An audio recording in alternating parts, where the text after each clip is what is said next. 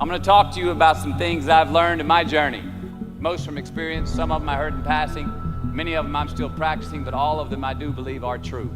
Life is not easy. It is not. Don't try to make it that way. Life's not fair. It never was. It isn't now, and it won't ever be. Do not fall into the trap, the entitlement trap, of feeling like you're a victim. You are not. Get over it and get on with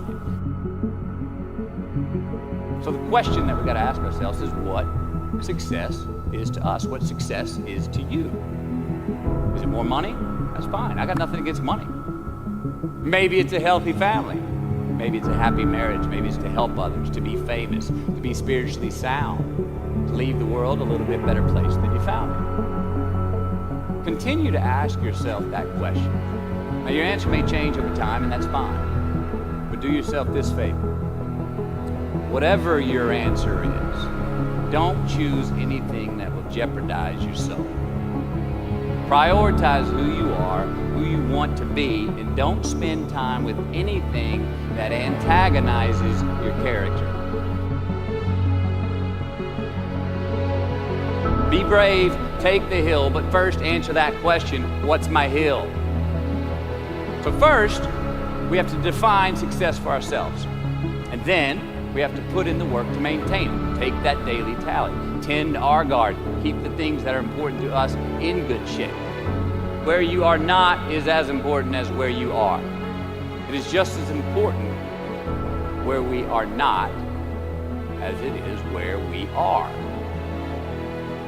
Look, the first step that leads to our identity in life is usually not, I know who I am. I know who I am. That's not the first step. The first step's usually, I know who I am not. Process of elimination.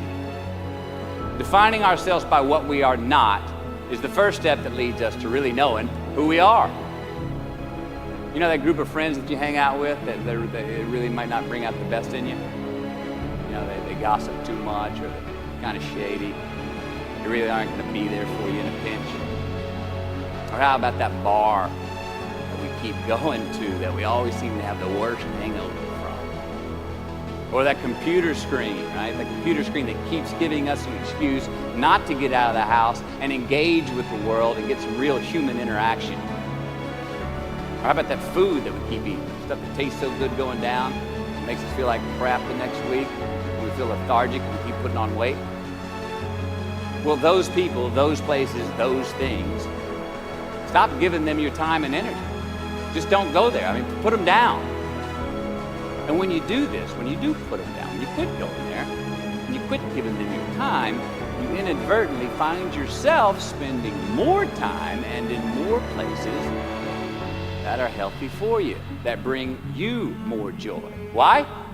Because you just eliminated the who's, the where's, the what's, and the when's that were keeping you from your identity. Look, trust me, too many options, I promise you this, too many options will make a tyrant of us all. All right, so get rid of the excess, the wasted time. Decrease your options. If you do this, you will have accidentally, almost innocently, put in front of you what is important to you by process of elimination. Knowing who we are is hard. It's hard. So give yourself a break. Eliminate who you are not first, and you're going to find yourself where you need to be.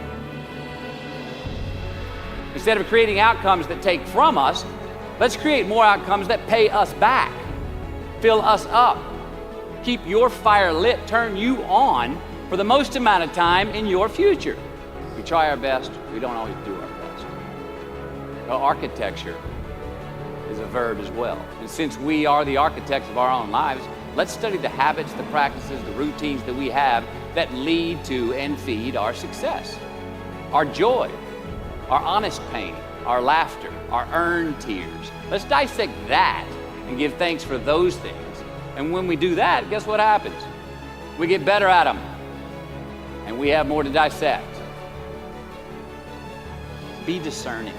Choose it because you want it. Do it because you want to.